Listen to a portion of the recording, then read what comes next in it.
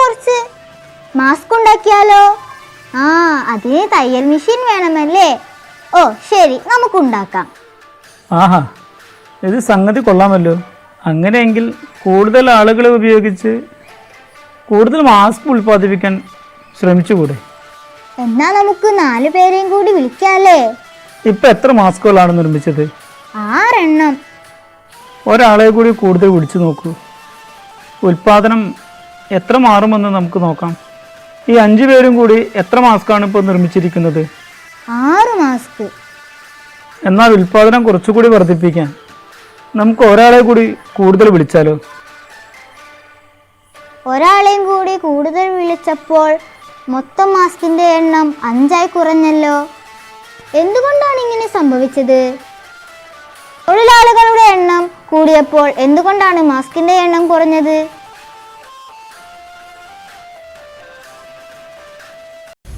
Economic വൈബ്സിന്റെ online economic ക്ലാസ്സിലേക്ക് ഒരിക്കൽ കൂടി എല്ലാവരെയും സ്വാഗതം ചെയ്യുന്നു.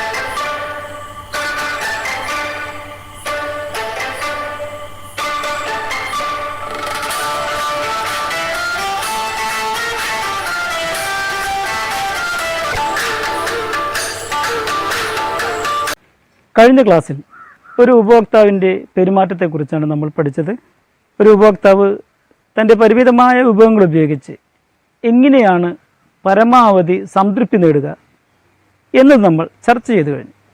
അപ്പോൾ ഒരു ഉപഭോക്താവിന് ഉപഭോഗം നടത്താൻ ഉൽപ്പന്നം എവിടെ നിന്നാണ് ലഭിക്കുന്നത്? അപ്പോൾ കൺസംഷൻ എന്ന പ്രക്രിയയ്ക്ക് മുന്നേ നടക്കേണ്ട പ്രധാനപ്പെട്ട ഒരു പ്രവർത്തനമാണ് ഉൽപ്പാദനം. ആരാണ് ഉൽപ്പാദനം നടത്തുന്നത്? ഉൽപ്പാദനം നടത്തുന്ന ആളെ നമ്മൾ വിളിക്കുന്ന പേരാണ് പ്രൊഡ്യൂസർ. ഈ അധ്യായത്തിൽ നമ്മൾ ചർച്ച ചെയ്യുന്നത് ഒരു പ്രൊഡ്യൂസറുടെ അല്ലെങ്കിൽ ഒരു ഉൽപ്പാദകന്റെ പെരുമാറ്റത്തെക്കുറിച്ചാണ്. എന്താണ് ഉൽപ്പാദനം? ഇൻപുട്ടുകളെ ഔട്ട്പുട്ടാക്കി മാറ്റുന്ന പ്രക്രിയയെയാണ് നമ്മൾ ഉൽപ്പാദനം എന്ന് വിളിക്കുന്നത്. ഉൽപ്പാദനത്തിന് ഉപയോഗിക്കുന്ന ഘടകങ്ങളെ അല്ലെങ്കിൽ നിവേശങ്ങളെ നമ്മൾ വിളിക്കുന്ന പേരാണ് factors of production. 4 factors of production ആണുള്ളത്: ലാൻഡ്, ലേബർ, ക്യാപിറ്റൽ, ഓർഗനൈസേഷൻ. അല്ലെങ്കിൽ ഭൂമി, തൊഴിൽ, സംഘാടനം, മൂലധനം. ഒരു ഉൽപ്പാദക യൂണിറ്റ് ഈ 4 ഉൽപ്പാദക ഘടകങ്ങളെ സംയോജിപ്പിച്ചുകൊണ്ട് ഉൽപ്പാദനം നടത്തുന്നു അല്ലെങ്കിൽ ഔട്ട്പുട്ട് നിർമ്മിക്കുന്നു. ഈ 4 ഉൽപ്പാദന ഘടകങ്ങളെ ഔട്ട്പുട്ടാക്കി മാറ്റുന്ന പ്രക്രിയയാണ് നമ്മൾ ഉൽപ്പാദനം എന്ന് വിളിക്കുന്നത്. അപ്പോൾ ഉൽപ്പാദന പ്രക്രിയയിൽ 4 ഉൽപ്പാദന ഘടകങ്ങൾ പങ്കാളികളാകുമ്പോൾ ഈ 4 ഉൽപ്പാദന ഘടകങ്ങൾക്ക് നമ്മൾ അവയുടെ പേയ്മെൻറ്റ് അല്ലെങ്കിൽ ആ ഉൽപ്പാദന പ്രക്രിയയിൽ പങ്കെടുക്കുന്നതിനുള്ള പ്രതിഫലം നൽകേണ്ടതുണ്ട്. ഈ പ്രതിഫലത്തെയാണ് നമ്മൾ ചെലവെന്ന് വിളിക്കുന്നത്. അത് നമ്മൾ അടുത്ത ക്ലാസ്സിൽ വിശദമായി ചർച്ച ചെയ്യും. അപ്പോൾ ഒരു ഉൽപ്പാദകൻ ശ്രമിക്കുന്നത് തനിക്ക് ലഭ്യമായ ഉൽപ്പാദന ഘടകങ്ങളെ ഉപയോഗിച്ചുകൊണ്ട്, കാര്യക്ഷമമായി ഉപയോഗിച്ചുകൊണ്ട് പരമാവധി ഉൽപ്പന്നത്തെ സൃഷ്ടിക്കലാണ് ഒരു ഉൽപ്പാദകൻ്റെ പരമമായ ലക്ഷ്യം. അപ്പോൾ എത്രമാത്രം കാര്യക്ഷമമായി വിഭവങ്ങളെ ഉപയോഗിക്കുന്നു എന്നതിനനുസരിച്ച് ഒരു ഉൽപ്പാദകന് ലഭിക്കുന്ന ഉൽപ്പന്നത്തിൻ്റെ അളവിലും മാറ്റം വരുന്നതായിരിക്കും. അപ്പോൾ സ്വാഭാവികമായും ഇൻപുട്ടും ഔട്ട്പുട്ടും തമ്മിൽ ബന്ധമുണ്ട് എന്ന് നമുക്കിതിൽ നിന്ന് അനുമാനിക്കാൻ കഴിയും. അതായത് ഔട്ട്പുട്ടിൻ്റെ അളവ് എന്നത് ഇൻപുട്ടിനെ എത്രമാത്രം കാര്യക്ഷമമായി ഉപയോഗിക്കുന്നു എന്നതിൻ്റെ അടിസ്ഥാനത്തിൽ ഈ ഇൻപുട്ടും ഔട്ട്പുട്ടും തമ്മിൽ പരസ്പരം ബന്ധപ്പെട്ടിരിക്കുന്നു എന്ന് നമുക്ക് അനുമാനിക്കാം. ഇൻപുട്ടും ഔട്ട്പുട്ടും തമ്മിലുള്ള ബന്ധത്തെ വിളിക്കുന്ന പേരാണ് പ്രൊഡക്ഷൻ ഫംഗ്ഷൻ. ഉൽപ്പാദനത്തിൻ്റെ അളവ് എല്ലായ്പ്പോഴും ഇൻപുട്ടിൻ്റെ അളവിനെ ആശ്രയിച്ചിരിക്കുന്നു. ഇൻപുട്ടും ഔട്ട്പുട്ടും തമ്മിലുള്ള ബന്ധത്തെ നമ്മൾ പ്രൊഡക്ഷൻ ഫംഗ്ഷൻ എന്ന് വിളിക്കുന്നു. 2 ഘടകങ്ങൾ മാത്രമുള്ള ഒരു പ്രൊഡക്ഷൻ ഫംഗ്ഷനെ നമുക്ക് ഇപ്രകാരം എഴുതാം: Q = function of x1 x2. ഇവിടെ x1 എന്ന് പറയുന്നത് ഒന്നാമത്തെ ഇൻപുട്ടിൻ്റെ അളവാണ്, x2 എന്ന് പറയുന്നത് രണ്ടാമത്തെ ഇൻപുട്ടിൻ്റെ അളവാണ്. അപ്പോൾ Q എന്ന് പറയുന്നത് ഔട്ട്പുട്ടാണ്. Q എന്ന് പറയുന്ന ഔട്ട്പുട്ട് ഒന്നാമത്തെയും രണ്ടാമത്തെയും ഇൻപുട്ടുകളുടെ അളവുകളെ ആശ്രയിക്കുന്നു എന്നതാണ് പ്രൊഡക്ഷൻ ഫംഗ്ഷൻ നമ്മളോട് പറയുന്നത്. ഇൻപുട്ടും ഔട്ട്പുട്ടും തമ്മിലുള്ള ബന്ധത്തെയാണ് പ്രൊഡക്ഷൻ ഫംഗ്ഷൻ എന്ന് പറയുന്നത്. അപ്പോൾ വ്യത്യസ്ത ഇൻപുട്ടുകളുടെ കോമ്പിനേഷൻസ് ഉപയോഗിച്ച് ഒരു ഉപഭോക്താവിന് പല അളവിലുള്ള ഔട്ട്പുട്ടുകൾ അയാൾക്ക് ഉൽപ്പാദിപ്പിക്കാൻ കഴിയും. നമ്മൾ കഴിഞ്ഞ ചാപ്റ്ററിൽ കൺസ്യൂമറുടെ പെരുമാറ്റത്തെക്കുറിച്ച് പറഞ്ഞപ്പോൾ ഇൻഡിഫറൻസ് കർവിനെ കുറിച്ച് നമ്മൾ ചർച്ച ചെയ്തിരുന്നു. ഉപഭോക്താവിന് പരമാവധി സംതൃപ്തി നൽകുന്ന 2 വസ്തുക്കളുടെ കോമ്പിനേഷൻസിനെ ചേർത്ത് വരയ്ക്കുന്നതാണ് ഇൻഡിഫറൻസ് കർവ് എന്ന് നമ്മൾ പറഞ്ഞതാണ്. ഇവിടെ പ്രൊഡക്ഷനിൽ അല്ലെങ്കിൽ ഒരു ഉൽപാദകന്റെ പെരുമാറ്റത്തിലും ഇതേ സ്വഭാവമുള്ള ഒരു കർവുണ്ട്. അതിനെ നമ്മൾ ഐസോകോൺ എന്നാണ് നമ്മൾ വിളിക്കുന്നത്. തുല്യവും പരമാവധി ഉൽപ്പന്നം നൽകുന്നതുമായ രണ്ട് ഇൻപുട്ടുകളുടെ കോമ്പിനേഷൻസിനെ ചേർത്ത് വരച്ചാൽ ലഭിക്കുന്ന കർവിനെയാണ് നമ്മൾ ഐസോകോൺ എന്ന് പറയുന്നത്. ഒരു ഐസോകോൺ ഒരു ഉൽപാദകന് തുല്യവും പരമാവധി ഉൽപ്പന്നവും നൽകുന്നു. അപ്പോൾ ഉൽപാദകന് തുല്യവും പരമാവധി ഉൽപ്പന്നം നൽകുന്നതുമായ വിവിധ ഇൻപുട്ടുകളുടെ കോമ്പിനേഷൻസ് ഉണ്ട്. വിവിധ ഒരു ഉൽപാദകന് ഏത് തരത്തിലുള്ള കോമ്പിനേഷൻസും അയാളുടെ ഇഷ്ടത്തിനനുസരിച്ച് അയാൾക്ക് ഉപയോഗിക്കാൻ കഴിയും. അങ്ങനെ അയാൾക്ക് പരമാവധി ഉൽപ്പന്നം നൽകുന്ന കോമ്പിനേഷൻസിനെ ചേർത്ത് വരച്ചാൽ ലഭിക്കുന്ന കർവാണ് ഐസോകോൺ എന്ന് പറയുന്നത്. നമ്മൾ കഴിഞ്ഞ ചാപ്റ്ററിൽ പഠിച്ച ഇൻഡിഫറൻസ് കർവും ഐസോകോൺസും തമ്മിൽ ചില സാമ്യതകളുണ്ട്. ഇൻഡിഫറൻസ് കർവ് എന്ന് പറയുന്നത് ഒരു കൺസ്യൂമറുമായി ബന്ധപ്പെട്ടതാണെങ്കിൽ ഐസോകോൺ എന്ന് പറയുന്നത് പ്രൊഡ്യൂസറുമായി അല്ലെങ്കിൽ ഉൽപാദകനുമായി ബന്ധപ്പെട്ടതാണ്. ഇൻഡിഫറൻസ് കർവ് രണ്ട് വസ്തുക്കൾ അല്ലെങ്കിൽ ഗുഡ് 1 എന്നും ഗുഡ് 2 എന്നും പേരുള്ള രണ്ട് വസ്തുക്കളുമായിട്ടാണ് അതിന് ബന്ധമെങ്കിൽ ഐസോകോൺ ബന്ധപ്പെടുന്നത് രണ്ട് ഇൻപുട്ടുകളാണ്. ഇൻഡിഫറൻസ് കർവിലെ ഏതൊരു പോയിന്റും ഒരു ഉപഭോക്താവിന് പരമാവധി സംതൃപ്തി നൽകുന്നുവെങ്കിൽ ഒരു ഐസോകോണിലെ ഏതൊരു പോയിന്റും ഒരു ഉൽപാദകന് പരമാവധി ഉൽപ്പന്നം നൽകുന്നു. ഉയർന്ന ഇൻഡിഫറൻസ് കർവുകൾ ഉപഭോക്താവിന് ഉയർന്ന സംതൃപ്തി നൽകുമ്പോൾ ഉയർന്ന ഐസോകോൺ ഒരു ഉൽപാദകന് ഉയർന്ന അളവിലുള്ള ഉൽപ്പന്നം നൽകുന്നു. ഇനി നമുക്ക് ഉൽപാദനവുമായി ബന്ധപ്പെട്ട ചില ആശയങ്ങളെ പരിചയപ്പെടാം. അതിൽ ആദ്യത്തേത് short term and long term, ഹ്രസ്വകാലവും ദീർഘകാലവും. ഇക്കണോമിക്സിൽ short term and long term എന്ന് പറയുന്നത് ഒരു കാലയളവിൻ്റെ അടിസ്ഥാനത്തിലല്ല, അതായത് ഒരു ദിവസമെന്നോ ഒരു മാസമെന്നോ ഒരു വർഷമെന്നോ എന്ന കാലയളവിൻ്റെ അടിസ്ഥാനത്തിലല്ല ഷോർട്ട് ടേമിനെയും ലോങ് ടേമിനെയും നമ്മൾ തരംതിരിക്കുന്നത്. ഒരു ഉൽപാദകന് തൻ്റെ ഉൽപ്പന്നത്തിൻ്റെ അളവ് വർദ്ധിപ്പിക്കണമെങ്കിൽ എന്ത് ചെയ്യേണ്ടി വരും? ഇൻപുട്ടിൻ്റെ അളവ് വർദ്ധിപ്പിച്ചാൽ മാത്രമേ ഉപഭോക്താവിൻ്റെ ഔട്ട്പുട്ടിൻ്റെ അളവ് നമുക്ക് വർദ്ധിപ്പിക്കാൻ കഴിയും. എന്നാൽ ഒരു ഉൽപാദകന് തൻ്റെ എല്ലാ ഇൻപുട്ടുകളുടെയും അളവുകളെ ഒരേ സമയത്ത് മാറ്റാൻ കഴിയുമോ? ഇപ്പോൾ നമ്മളൊരു ഉൽപാദകനാണെങ്കിൽ നമുക്ക് തൊഴിലാളികളെ കൂടുതൽ വേണമെങ്കിൽ വലിയ ബുദ്ധിമുട്ടില്ലാതെ നമുക്ക് തൊഴിലാളികളെ ലഭിക്കും. എന്നാൽ പെട്ടെന്ന് തന്നെ യന്ത്രസാമഗ്രികൾ സ്ഥാപിക്കാനോ അല്ലെങ്കിൽ ഒരു വലിയ ബിൽഡിംഗ് കെട്ടുവാനോ നമുക്ക് പെട്ടെന്ന് സാധ്യമല്ല. അതിന് കുറച്ച് സമയം വേണ്ടി വരും. ഇപ്പോൾ ചുരുക്കത്തിൽ ഷോർട്ട് ടേമിൽ എല്ലാ ഇൻപുട്ടുകളുടെയും അളവുകളെ നമുക്ക് മാറ്റാൻ കഴിയില്ല. അതുകൊണ്ട് തന്നെ ഹ്രസ്വകാലത്ത് നമ്മൾ ഇൻപുട്ടുകളെ വേരിയബിൾ ഇൻപുട്ട് എന്നും ഫിക്സ്ഡ് ഇൻപുട്ട് എന്നും നമ്മൾ തരംതിരിക്കുന്നു. വേരിയബിൾ ഇൻപുട്ട് എന്ന് പറഞ്ഞു കഴിഞ്ഞാൽ അളവിൽ മാറ്റം വരുത്താൻ കഴിയുന്ന ഇൻപുട്ടുകളാണ്.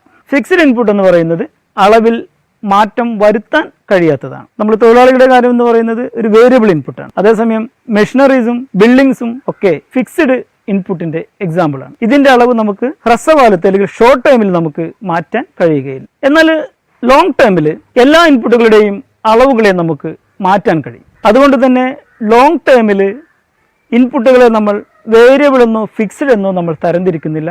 എല്ലാ ഇൻപുട്ടുകളും വേരിയബിളാണ്. അതാണ് ലോങ് ടൈമിൻ്റെ പ്രത്യേകത.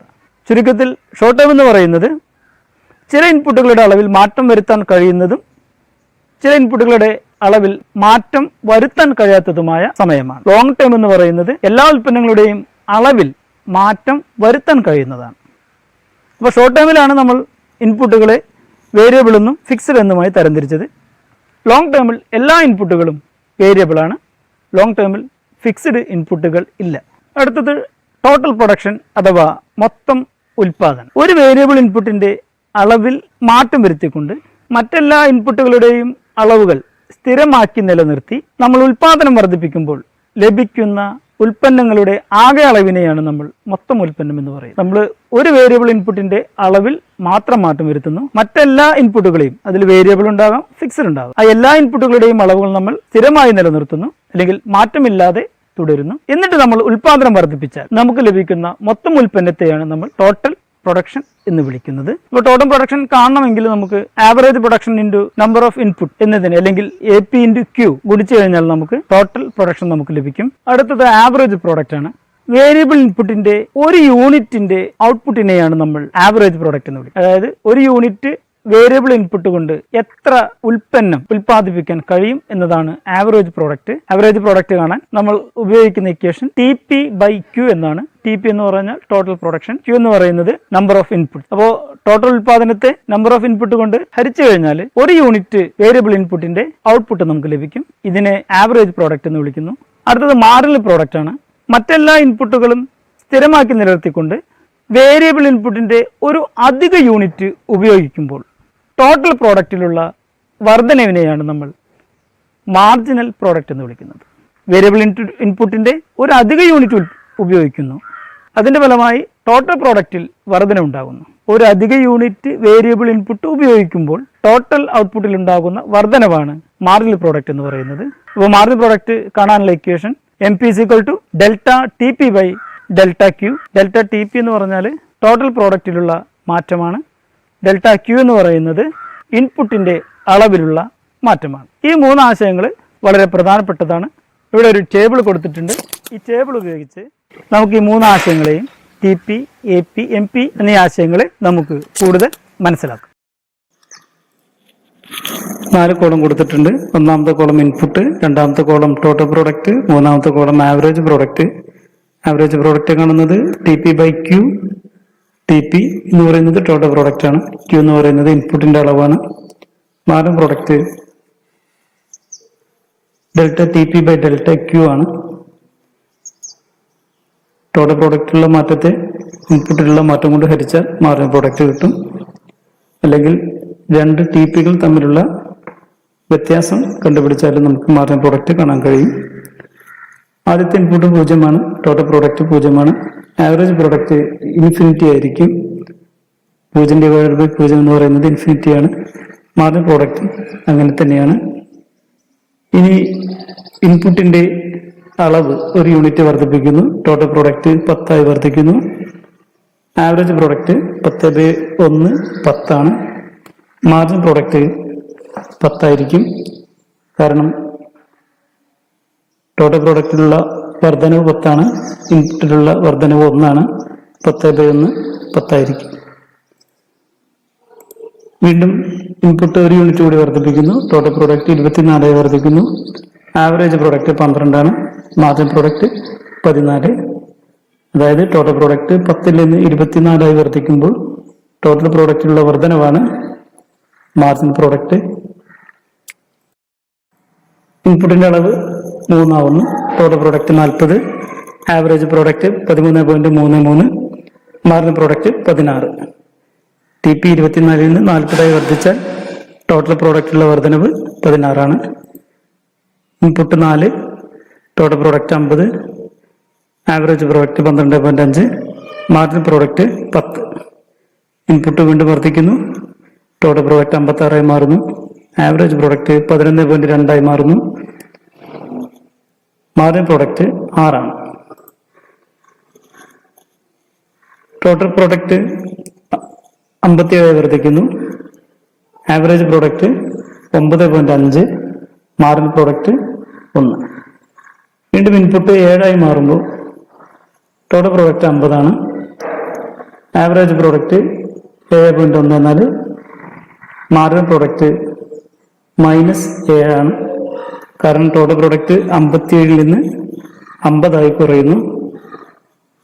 ആ വ്യത്യാസം -7 ആണ്. അപ്പൊ ഇതിൽ നിന്ന് നമ്മൾ മനസ്സിലാക്കുന്നത് ടോട്ടൽ പ്രോഡക്റ്റ് തുടക്കത്തിൽ വർദ്ധിക്കുന്നു. ഒരു പരിധി കഴിഞ്ഞാൽ ടോട്ടൽ പ്രോഡക്റ്റ് കുറയാൻ തുടങ്ങുന്നു. ടോട്ടൽ പ്രോഡക്റ്റ് 57 വരെ വർദ്ധിക്കുന്നു. അതിനുശേഷം 50 ആയി കുറയുന്നു. ആവറേജ് പ്രോഡക്റ്റ് തുടക്കത്തിൽ വർദ്ധിക്കുന്നു, ശേഷം അത് കുറയാൻ തുടങ്ങുന്നു. നാലാമത്തെ ഇൻപുട്ട് നമ്മൾ ഉപയോഗിക്കുമ്പോൾ 12.5 ആണ്. അതിനു മുമ്പ് അത് 13.33 ആയിരുന്നു. അതായത് ആവറേജ് പ്രൊഡക്റ്റ് കുറയുന്നു എന്നാണ് അത് കാണിക്കുന്നത്. വീണ്ടും ആവറേജ് പ്രൊഡക്റ്റ് കുറഞ്ഞുകൊണ്ടിരിക്കുന്നു. ഇപ്പോൾ തുടക്കത്തിൽ ആവറേജ് പ്രൊഡക്റ്റ് വർദ്ധിക്കുകയും ശേഷം അത് കുറയാൻ തുടങ്ങുകയും ചെയ്യുന്നു.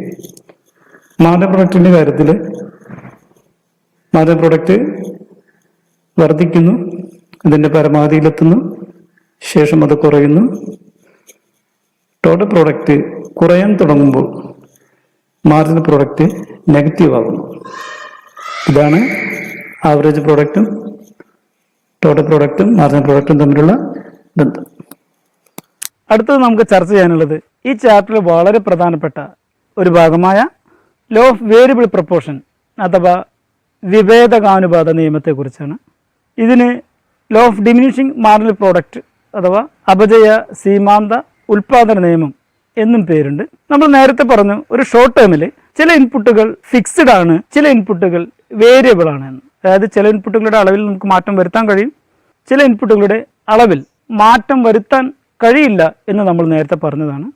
അങ്ങനെ മാറ്റം വരുത്താൻ കഴിയുന്ന ഇൻപുട്ടിൻ്റെ അഥവാ വേരിയബിൾ ഇൻപുട്ടിൻ്റെ അളവിൽ മാറ്റം വരുത്തിയാൽ ടോട്ടൽ പ്രോഡക്റ്റിൽ അല്ലെങ്കിൽ മൊത്തം ഉൽപ്പന്നത്തിൽ മാറ്റമുണ്ടാകുമെന്ന് നമ്മൾ പറഞ്ഞു. ഇങ്ങനെ ഒരു വേരിയബിൾ ഇൻപുട്ടിൻ്റെ അളവിൽ മാത്രം മാറ്റം വരുത്തിക്കൊണ്ട് മറ്റെല്ലാ ഇൻപുട്ടുകളുടെയും അളവ് സ്ഥിരമായി നിലനിർത്തിയാൽ ടോട്ടൽ പ്രോഡക്റ്റ് തുടക്കത്തിൽ വർദ്ധിത നിരക്കിൽ വർദ്ധിക്കുന്നു, തുടർന്ന് കുറഞ്ഞ നിരക്കിൽ വർദ്ധിക്കുന്നു, ശേഷം ടോട്ടൽ പ്രോഡക്റ്റ് കുറയുന്നു എന്നാണ് ലോ ഓഫ് വേരിയബിൾ പ്രപ്പോർഷൻ വിശദീകരിക്കുന്നത്. അതായത് ഒരു വേരിയബിൾ ഇൻപുട്ടിൻ്റെ അളവിൽ മാത്രം മാറ്റം വരുത്തുന്നു, മറ്റെല്ലാ ഇൻപുട്ടുകളുടെയും അളവ് സ്ഥിരമാക്കി നിലനിർത്തുന്നു എങ്കിൽ ടോട്ടൽ പ്രോഡക്റ്റ് തുടക്കത്തിൽ ഇൻക്രീസിങ് അറ്റ് ഇൻക്രീസിങ് റേറ്റ് വർദ്ധിത നിരക്കിൽ വർദ്ധിക്കുന്നു, തുടർന്ന് ഇൻക്രീസിങ് അറ്റ് ഡിമിനിഷിംഗ് റേറ്റ് കുറഞ്ഞ നിരക്കിൽ വർദ്ധിക്കുന്നു, ശേഷം it starts to diminish total product കുറയാൻ തുടങ്ങുന്നു. ഇതിനെ നമ്മൾ ലോ ഓഫ് വേരിയബിൾ പ്രപ്പോർഷൻ എന്നാണ് വിളിക്കുന്നത്. ഈ നിയമത്തെ മാർജിനൽ പ്രോഡക്റ്റിൻ്റെ അടിസ്ഥാനത്തിൽ നമ്മൾ വ്യാഖ്യാനിച്ചാൽ ഒരു വേരിയബിൾ ഇൻപുട്ടിൻ്റെ അളവിൽ മാത്രം മാറ്റം വരുത്തി മറ്റെല്ലാ ഇൻപുട്ടുകളും മാറ്റമില്ലാതെ നിലനിർത്തിയാൽ മാർജിനൽ പ്രോഡക്റ്റ് ആദ്യഘട്ടത്തിൽ വർദ്ധിക്കുന്നു, തുടർന്ന് അത് കുറയുന്നു, ശേഷം മാർജിനൽ പ്രോഡക്റ്റ് നെഗറ്റീവ് ആകുന്നു. അതായത് മാർജിനൽ പ്രോഡക്റ്റ് 3 ഘട്ടങ്ങളിലൂടെ കടന്നു പോകുന്നു എന്നാണ് ലോ ഓഫ് വേരിയബിൾ പ്രപ്പോർഷൻ വിശദീകരിക്കുന്നത്. അതായത് ലോ ഓഫ് വേരിയബിൾ പ്രപ്പോർഷന് 3 ഘട്ടങ്ങളുണ്ട്. അത് ഒന്നാമത്തെ ഘട്ടം increasing return to a factor, രണ്ടാമത്തത് diminishing return to a factor, മൂന്നാമത്തത് negative returns to a factor. ഒന്നാമത്തെ ഘട്ടം increasing return to a factor. ഒന്നാമത്തെ ഘട്ടത്തിൽ ഒരു വേരിയബിൾ ഇൻപുട്ടിൻ്റെ അളവിൽ മാത്രം മാറ്റം വരുത്തുമ്പോൾ ടോട്ടൽ പ്രോഡക്റ്റ് വർദ്ധിത നിരക്കിൽ വർദ്ധിക്കുന്നു. ആ സമയം മാർജിനൽ പ്രോഡക്റ്റ് വർദ്ധിക്കുന്നു, അതിൻ്റെ പരമാവധിയിൽ എത്തിച്ചേരുകയും ചെയ്യുന്നു. ആവറേജ് പ്രോഡക്റ്റ് വർദ്ധിക്കുന്നു. ഇതാണ് ഒന്നാമത്തെ ഘട്ടം. രണ്ടാമത്തെ ഘട്ടത്തിൽ total product increasing at diminishing rate കുറഞ്ഞ നിരക്കിൽ വർദ്ധിക്കുന്നു. അതായത് ടോട്ടൽ പ്രോഡക്റ്റ് വർദ്ധിക്കുന്നുണ്ടെങ്കിലും ആ വർദ്ധിക്കുന്ന നിരക്ക് കുറവാണെന്നർത്ഥം. ശേഷം അത് അതിൻ്റെ പരമാവധിയിലെത്തുകയും അല്ലെങ്കിൽ അതിൻ്റെ മാക്സിമം പോയിന്റിലെത്തുന്നു. ഇവിടെ മാർജിനൽ പ്രോഡക്റ്റ് കുറയുന്നു, അത് ശേഷം അത് 0 എത്തിച്ചേരുന്നു. അതായത് ടോട്ടൽ പ്രോഡക്റ്റ് മാക്സിമം പോയിന്റിൽ എത്തുമ്പോൾ മാർജിനൽ പ്രോഡക്റ്റ് 0 ആയിരിക്കും. ടോട്ടൽ പ്രോഡക്റ്റ് മാക്സിമം എത്തുന്ന പോയിന്റിലാണ് മാർജിനൽ പ്രോഡക്റ്റ് 0 ആകുന്നത്. ആവറേജ് പ്രോഡക്റ്റ് രണ്ടാമത്തെ ഘട്ടത്തിലും കുറയുന്നു. ഇനി മൂന്നാമത്തെ ഘട്ടത്തിൽ ടോട്ടൽ പ്രോഡക്റ്റ് കുറയുന്നു, മാർജിനൽ പ്രോഡക്റ്റ് നെഗറ്റീവ് ആകുന്നു, ആവറേജ് പ്രോഡക്റ്റ് വീണ്ടും കുറയുന്നു. ആവറേജ് പ്രോഡക്റ്റ് ഒരിക്കലും നെഗറ്റീവ് ആവുകയോ 0 ആവുകയോ ചെയ്യുകയില്ല എന്ന് പ്രത്യേകം ഓർമ്മിക്കുക. ഈ ലോ ഓഫ് വേരിയബിൾ പ്രപ്പോർഷനെ ഒരു ഡയഗ്രാം ഉപയോഗിച്ച് നമുക്ക് കൂടുതൽ വ്യക്തമാക്കാം. ഇവിടെ 3 കർവുകളുണ്ട്.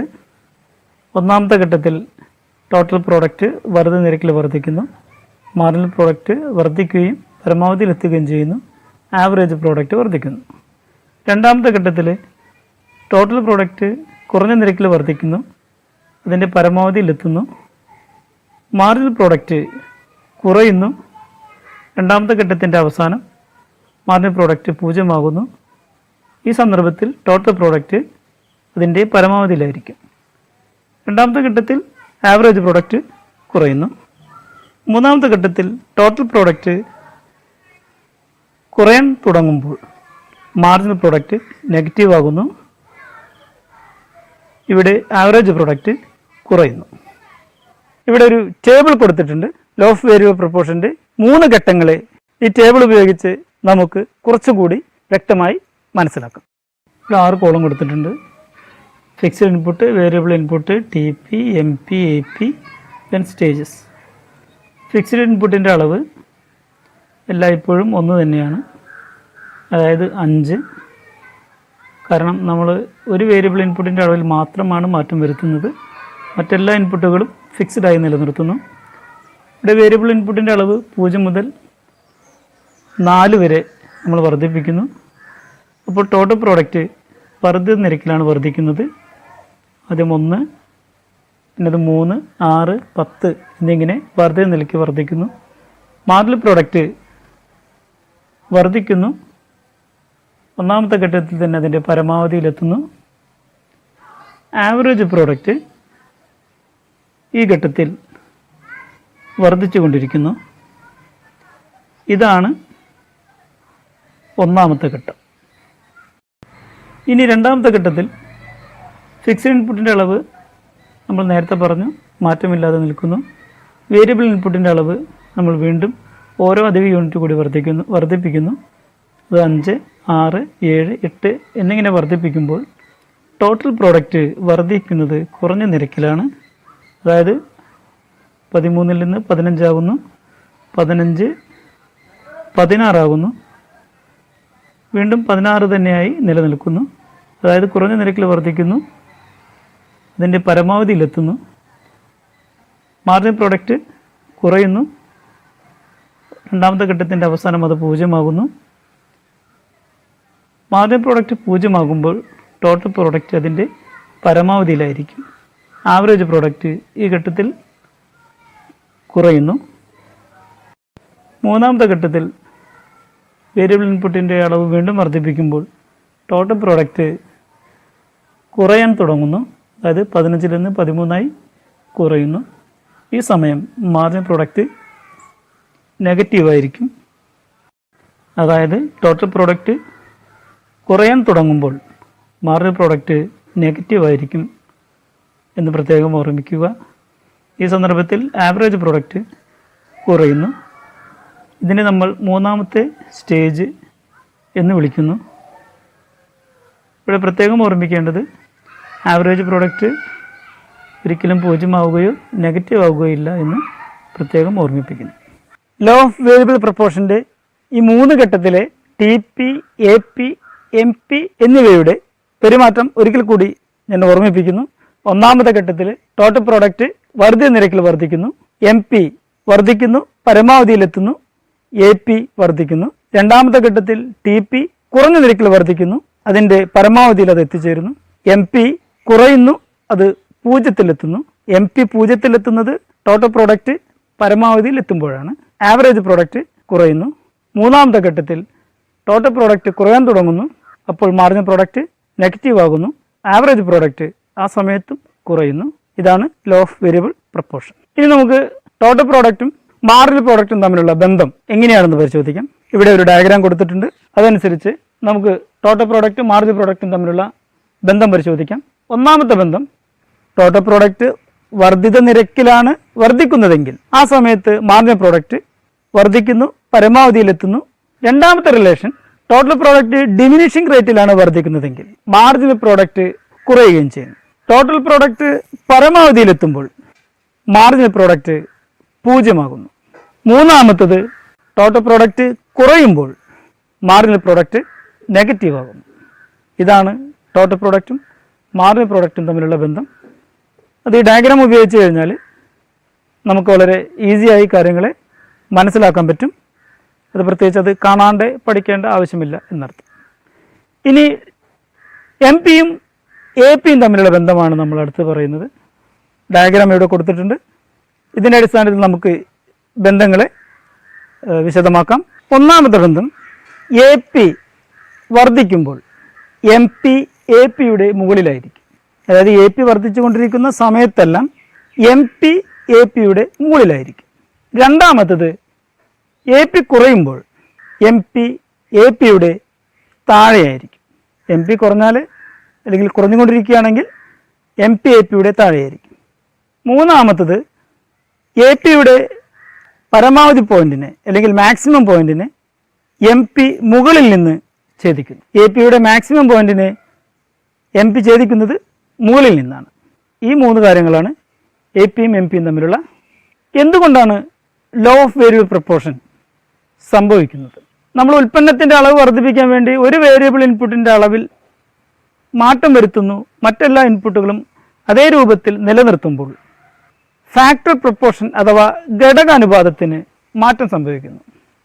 ഈ ഘടകങ്ങളുടെ അനുപാതം അല്ലെങ്കിൽ ഫാക്ടർ പ്രൊപ്പോർഷൻ ഒരു പരിധിവരെ ഉൽപ്പാദനത്തിന് അനുയോജ്യമായിരിക്കും.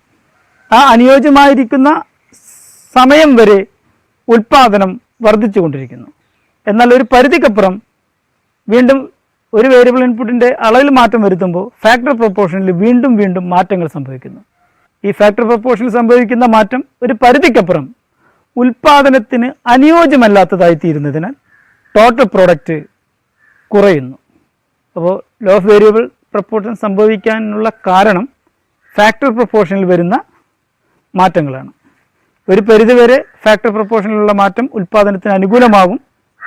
ഒരു പരിധിക്കപ്പുറം ഫാക്ടർ പ്രൊപ്പോർഷനിലുള്ള മാറ്റം ഉൽപ്പാദനത്തിന് പ്രതികൂലമായി ബാധിക്കുന്നു. അതുകൊണ്ടാണ് ടോട്ടൽ പ്രോഡക്റ്റും മാർജിനൽ പ്രോഡക്റ്റും വർദ്ധിക്കുകയും കുറയുകയും ചെയ്യുന്നത്. അടുത്തത് നമുക്ക് ലോങ് റൺ പ്രൊഡക്ഷൻ ഫംഗ്ഷനെ കുറിച്ചാണ് സംസാരിക്കാനുള്ളത്. നമ്മൾ നേരത്തെ പറഞ്ഞു, ലോങ് റൺ എന്ന് പറയുന്നത് എല്ലാ ഇൻപുട്ടിൻ്റെയും അളവിൽ മാറ്റം വരുത്താൻ കഴിയുന്ന കാലഘട്ടമാണ്. എല്ലാ ഇൻപുട്ടിൻ്റെയും അളവിൽ നമുക്ക് മാറ്റം വരുത്താൻ കഴിഞ്ഞാൽ അതിനെ നമ്മൾ ലോങ് റൺ എന്നാണ് വിളിക്കുക എന്ന് പറഞ്ഞു. അതുകൊണ്ട് തന്നെ ലോങ് റണ്ണിൽ ഫിക്സ്ഡ് എന്നോ വേരിയബിൾ എന്നോ എന്ന വേർതിരിവ് ഇൻപുട്ടുകളുടെ കാര്യത്തിലില്ല. എല്ലാ ഇൻപുട്ടുകളും വേരിയബിളാണ് എന്നതാണ് ലോങ് റണ്ണിൻ്റെ പ്രത്യേകത. അതുകൊണ്ട് തന്നെ ലോങ് റണ്ണിൽ എല്ലാ ഇൻപുട്ടുകളും നമ്മൾ ഒരേ അനുപാതത്തിൽ വർദ്ധിപ്പിക്കുമ്പോൾ ഘടകങ്ങളുടെ അനുപാതത്തിന് അല്ലെങ്കിൽ ഫാക്ടർ പ്രൊപ്പോർഷന് മാറ്റം സംഭവിക്കുന്നില്ല. അതേസമയം ടോട്ടൽ പ്രോഡക്റ്റിൽ മാറ്റങ്ങൾ സംഭവിക്കുകയും ചെയ്യുന്നു. എല്ലാ ഇൻപുട്ടുകളുടെയും അളവിൽ ഒരേ അനുപാതത്തിൽ മാറ്റം വരുത്തിക്കൊണ്ട് ടോട്ടൽ പ്രോഡക്റ്റിൽ ഉണ്ടാകുന്ന വർധനവിനെ വിശദീകരിക്കുന്നതാണ് റിട്ടേൺ ടു സ്കെയിൽ അഥവാ തോതനുസരിച്ചുള്ള പ്രത്യയം എന്ന് പറയുന്നത്. ഇവിടെ ഒരു കാര്യം ഓർമ്മിക്കേണ്ടത്, എല്ലാ ഇൻപുട്ടുകളും ഒരേ അനുപാതത്തിലാണ് വർദ്ധിപ്പിക്കുന്നത്. അതായത് ഒരു ഇൻപുട്ട് 10% വർദ്ധിപ്പിക്കുന്നതെങ്കിൽ എല്ലാ ഇൻപുട്ടുകളും അതേ 10%-ലായിരിക്കും വർദ്ധിപ്പിക്കുന്നത്. അതുകൊണ്ട് തന്നെ ഘടകങ്ങൾ തമ്മിലുള്ള അനുപാതം ഫാക്ടർ പ്രൊപ്പോർഷനിൽ മാറ്റങ്ങൾ സംഭവിക്കുന്നില്ല. അപ്പോൾ ഘടകങ്ങളുടെ അനുപാതത്തിൽ മാറ്റം സംഭവിക്കാതെ ഇൻപുട്ടുകളുടെ അളവിൽ ഒരേ അനുപാതത്തിൽ മാറ്റം വരുത്തുമ്പോൾ ടോട്ടൽ പ്രോഡക്റ്റിൽ മാറ്റങ്ങൾ ഉണ്ടാകുന്നു. ആ ടോട്ടൽ പ്രോഡക്റ്റിലുള്ള മാറ്റങ്ങളെ നമ്മൾ തോതനുസരിച്ചുള്ള പ്രത്യയം എന്ന് പറയുന്നു. തോതനുസരിച്ചുള്ള പ്രത്യയത്തിന് 3 ഘട്ടങ്ങളുണ്ട്. ഒന്നാമത്തെ ഘട്ടം ഇൻക്രീസിങ് റിട്ടേൺ ടു സ്കെയിൽ, തോതനുസരിച്ചുള്ള വർദ്ധമാന പ്രത്യയം, കോൺസ്റ്റന്റ് റിട്ടേൺ ടു സ്കെയിൽ, തോതനുസരിച്ചുള്ള സ്ഥിര പ്രത്യയം, ഡിമിനിഷിംഗ് റിട്ടേൺ ടു സ്കെയിൽ, തോതനുസരിച്ചുള്ള അപജയ പ്രത്യയം. ഒന്നാമത്തെ ഘട്ടം അഥവാ ഇൻക്രീസിങ് റിട്ടേൺ ടു സ്കെയിൽ എന്ന് പറയുന്നത് ഇൻപുട്ടിലുണ്ടാകുന്ന വർധനവിൻ്റെ അനുപാതത്തേക്കാൾ കൂടിയ അനുപാതത്തിൽ ഔട്ട്പുട്ടിൽ മാറ്റമുണ്ടാകുന്നു. ഇൻപുട്ട് നമ്മൾ വർദ്ധിപ്പിക്കുന്നു, സ്വാഭാവികമായും ഔട്ട്പുട്ടിൽ മാറ്റങ്ങൾ ഉണ്ടാകുന്നു. പക്ഷേ ഔട്ട്പുട്ടിലുള്ള മാറ്റം ഇൻപുട്ടിലുണ്ടായ മാറ്റത്തേക്കാൾ കൂടിയ അളവിലാണ് എങ്കിൽ അതിന് നമ്മൾ ഇൻക്രീസിങ് റിട്ടേൺ ടു സ്കെയിൽ എന്ന് പറയുന്നു.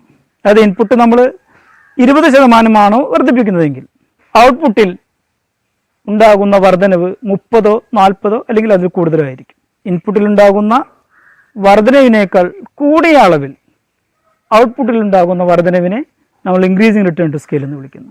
കോൺസ്റ്റന്റ് റിട്ടേൺ ടു സ്കെയിൽ എന്ന് പറയുന്നത് ഇൻപുട്ടിലുണ്ടാകുന്ന വർധനവിനോട് തുല്യ അനുപാതത്തിലുള്ള വർധനവാണ് അല്ലെങ്കിൽ തുല്യ അനുപാതത്തിലുള്ള മാറ്റമാണ് ഔട്ട്പുട്ടിലുണ്ടാകുന്നതെങ്കിൽ അതിനെ നമ്മൾ കോൺസ്റ്റന്റ് റിട്ടേൺ ടു സ്കെയിൽ എന്ന് വിളിക്കും. അതായത് ഇൻപുട്ട് 10% വർദ്ധിപ്പിക്കുന്നുവെങ്കിൽ ഔട്ട്പുട്ടും 10% തന്നെ വർദ്ധിക്കുന്നു. ഡിമിനിഷിംഗ് റിട്ടേൺ ടു സ്കെയിൽ എന്ന് പറയുന്നത് ഇൻപുട്ടിലുണ്ടാകുന്ന വർധനവിനേക്കാൾ കുറഞ്ഞ നിരക്കിലാണ് ഔട്ട്പുട്ടിൽ വർധനവ് ഉണ്ടാകുന്നത്. അതിന് നമ്മൾ ഡിമിനിഷിംഗ് റിട്ടേൺ ടു സ്കെയിൽ എന്ന് വിളിക്കുന്നു. ഇൻപുട്ട് 20% വർദ്ധിക്കുമ്പോൾ ഔട്ട്പുട്ട് 20-ൽ കുറവ് അല്ലെങ്കിൽ 10, 15 ആയി വർദ്ധിക്കുന്നു. അപ്പോൾ ഇൻപുട്ടിലുണ്ടാകുന്ന വർധനവിനേക്കാൾ കുറഞ്ഞ അളവിലാണ് ഔട്ട്പുട്ടിൽ വർധനവ് ഉണ്ടാകുന്നത്. അതിനെ നമ്മൾ ഡിമിനിഷിംഗ് റിട്ടേൺ ടു സ്കെയിൽ എന്ന് വിളിക്കുന്നു. ഇതൊരു ഡയഗ്രാം ഉപയോഗിച്ച് നമുക്ക് കൂടുതൽ, ഇവിടെ കാണിച്ചിരിക്കുന്ന ചിത്രത്തിന് 3 ഭാഗങ്ങളുണ്ട്. ഒന്നാമത്തെ ഭാഗം ഇൻക്രീസിങ് റിട്ടേൺ ടു സ്കെയിലാണ്. അത് താഴെ നിന്നും മുകളിലേക്ക് വർദ്ധിക്കുന്നതായാണ് കാണിച്ചിരിക്കുന്നത്. അതായത് ഇൻപുട്ടിലുണ്ടാകുന്ന വർധനവിനേക്കാൾ കൂടുതൽ അനുപാതത്തിൽ ഔട്ട്പുട്ടിൽ വർധന ഉണ്ടാകുന്നു. രണ്ടാമത്തെ ഭാഗം കോൺസ്റ്റൻറ്റ് റിട്ടേൺ ടു സ്കെയിലാണ്. അത് എക്സ് ആക്സിസിന് സമാന്തരമായ ലൈനായി സൂചിപ്പിച്ചിരിക്കുന്നു. അതായത് ഇൻപുട്ടിലും ഔട്ട്പുട്ടിലും ഒരേ അളവിലുള്ള മാറ്റമാണ് ഇത് കാണിക്കുന്നത്. മൂന്നാമത്തത് ഡിമിനിഷിങ് റിട്ടേൺ ടു സ്കെയിലാണ്. അതായത് മുകളിൽ നിന്നും താഴോട്ട് ചരിഞ്ഞിരിക്കുന്ന ഭാഗമാണ്. ഇൻപുട്ടിലുണ്ടാകുന്ന വർധനവിനേക്കാൾ കുറഞ്ഞ അനുപാതത്തിൽ ഔട്ട്പുട്ട് വർദ്ധിക്കുന്നു എന്നതാണ് ഇത് സൂചിപ്പിക്കുന്നത്. അപ്പോൾ നമ്മൾ രണ്ട് പ്രൊഡക്ഷൻ ഫംഗ്ഷൻ പഠിച്ചു. ഒന്ന് ഷോർട്ട് ടേമും അല്ലെങ്കിൽ ഷോർട്ട് റണ്ണും ലോങ് റണ്ണും. ഷോർട്ട് റണ്ണിൽ പ്രൊഡക്ഷൻ ഫംഗ്ഷനിൽ നമ്മൾ പഠിച്ചത് ലോ ഓഫ് വേരിയബിൾ പ്രൊപ്പോർഷൻ അല്ലെങ്കിൽ ലോ ഓഫ് ഡിമിനിഷിങ് മാർജിനൽ പ്രോഡക്റ്റാണ്. നമ്മൾ ലോങ് റണ്ണിൽ നമ്മൾ പഠിക്കുന്നത് റിട്ടേൺ ടു സ്കെയിലാണ്. ഇത് രണ്ടും തമ്മിൽ ചില വ്യത്യാസങ്ങളുണ്ട്. ലോ ഓഫ് വേരിയബിൾ പ്രൊപ്പോർഷൻ എന്ന് പറയുന്നത് ഒരു ഷോർട്ട് റൺ പ്രൊഡക്ഷൻ ഫംഗ്ഷനാണ്. റിട്ടേൺ ടു സ്കെയിൽ എന്ന് പറയുന്നത് ഒരു ലോങ് റൺ പ്രൊഡക്ഷൻ ഫംഗ്ഷനാണ്. വേരിയബിൾ പ്രൊപ്പോർഷനിൽ ഒരു വേരിയബിൾ ഇൻപുട്ടിൻ്റെ അളവിൽ മാത്രം മാറ്റം വരുത്തുന്നു. ലോങ് റണ്ണിൽ എല്ലാ ഇൻപുട്ടുകളെയും ഒരേ അനുപാതത്തിൽ നമ്മൾ വർദ്ധിപ്പിക്കുന്നു. ലോ ഓഫ് വേരിയബിൾ പ്രൊപ്പോർഷന് 3 ഘട്ടങ്ങളുണ്ട്. Increasing return to factor, constant return to factor, diminishing return to factor. Return to സ്കെയിലിന് 3 ഘട്ടങ്ങളുണ്ട്. Increasing return to scale, diminishing return to scale and constant return to scale. ഇതാണ് ഈ ഷോർട്ട് റൺ പ്രൊഡക്ഷൻ ഫംഗ്ഷനും long run production ഫംഗ്ഷനും തമ്മിലുള്ള കാതലായ വ്യത്യാസം. Return to factor എന്ന് പറയുന്നത് ഒരു വേരിയബിൾ ഇൻപുട്ടിൻ്റെ അളവിൽ മാത്രം മാറ്റം വരുത്തുന്നു. മറ്റെല്ലാ ഇൻപുട്ടുകളുടെ അളവും മാറ്റമില്ലാതെ നിലനിർത്തിക്കൊണ്ട് മൊത്തം ഉൽപ്പന്നത്തിൻ്റെ അളവ് വർദ്ധിപ്പിക്കാൻ ശ്രമിക്കുന്നതാണ്. റിട്ടേൺ ടു സ്കെയിൽ എന്ന് പറയുന്നത് എല്ലാ ഇൻപുട്ടുകളുടെയും അളവുകൾ ഒരേ അനുപാതത്തിൽ വർദ്ധിപ്പിച്ചുകൊണ്ട് മൊത്തം ഉൽപ്പന്നം വർദ്ധിപ്പിക്കുന്നതാണ്. ഇപ്പോൾ റിട്ടേൺ ടു സ്കെയിൽ എന്ന് പറയുന്നതും റിട്ടേൺ ടു ഫാക്ടർ എന്ന് പറയുന്നതും വ്യക്തമായി മനസ്സിലാക്കും. Cobb Douglas production function. ഈ ഉൽപ്പാദന ധർമ്മം ആവിഷ്കരിച്ചത് CW Cobb, Paul H Douglas എന്നീ 2 ശാസ്ത്രജ്ഞന്മാർ ചേർന്നാണ്. കോബ്-ഡഗ്ലസ് പ്രൊഡക്ഷൻ ഫംഗ്ഷനെ സൂചിപ്പിക്കുന്നത് Q = x1⁴ x2⁵ എന്ന ഇക്വേഷൻ ഉപയോഗിച്ചാണ്. Q എന്ന് പറഞ്ഞു കഴിഞ്ഞാൽ ഔട്ട്പുട്ടാണ്. x1 എന്ന് പറയുന്നത് ഒന്നാമത്തെ ഘടകത്തിൻ്റെ അളവ്, x2 എന്ന് പറയുന്നത് രണ്ടാമത്തെ ഘടകത്തിൻ്റെ അളവ്. ആൽഫയും ബീറ്റയും 2 കോൺസ്റ്റൻറ്റുകളാണ്. ഇനി ആൽഫയുടെയും ബീറ്റയുടെയും തുക 1ന് തുല്യമാണെങ്കിൽ ആ ഉൽപ്പാദന ധർമ്മത്തെ നമ്മൾ കോൺസ്റ്റൻറ്റ് റിട്ടേൺ ടു സ്കെയിൽ എന്നാണ് വിളിക്കുന്നത്. ആൽഫയുടെയും ബീറ്റയുടെയും വില 1ൽ കൂടുതലാണെങ്കിൽ അതിനെ ഇൻക്രീസിങ് റിട്ടേൺ ടു സ്കെയിൽ എന്ന് വിളിക്കുന്നു. ആൽഫയുടെയും ബീറ്റയുടെയും തുക 1ൽ കുറവാണെങ്കിൽ അതിനെ ഡിമിനിഷിങ് റിട്ടേൺ ടു സ്കെയിൽ എന്ന് വിളിക്കുന്നു. കോബ്-ഡഗ്ലസ് പ്രൊഡക്ഷൻ ഫംഗ്ഷൻ ഒരു ലീനിയർ ഹോമോജനസ് പ്രൊഡക്ഷൻ ഫംഗ്ഷനാണ്. അതായത് ഇൻപുട്ടിൻ്റെ അളവ് T ടൈംസ് വർദ്ധിപ്പിച്ചാൽ ഔട്ട്പുട്ടും T ടൈംസ് വർദ്ധിക്കും എന്ന് സൂചിപ്പിക്കുന്നു. അതായത് ഇൻപുട്ട് 10% വർദ്ധിപ്പിച്ചാൽ ഔട്ട്പുട്ടും 10% വർദ്ധിക്കും എന്നാണ് ഇത് സൂചിപ്പിക്കുന്നത്. അതുകൊണ്ട് തന്നെ കോബ്-ഡഗ്ലസ് പ്രൊഡക്ഷൻ ഫംഗ്ഷൻ ഒരു constant return to scale production ഫംഗ്ഷനാണെന്ന് നമുക്ക് പറയാം. ഇത്രയും നേരം എൻ്റെ ക്ലാസ് ശ്രവിച്ച എല്ലാവർക്കും ഒരിക്കൽ കൂടി സ്നേഹത്തിൻ്റെ ഭാഷയിൽ നന്ദി അറിയിക്കുന്നു. അടുത്ത ക്ലാസ്സുമായി വരുന്നതുവരെ stay tune, be safe, have A nice day. Thank you.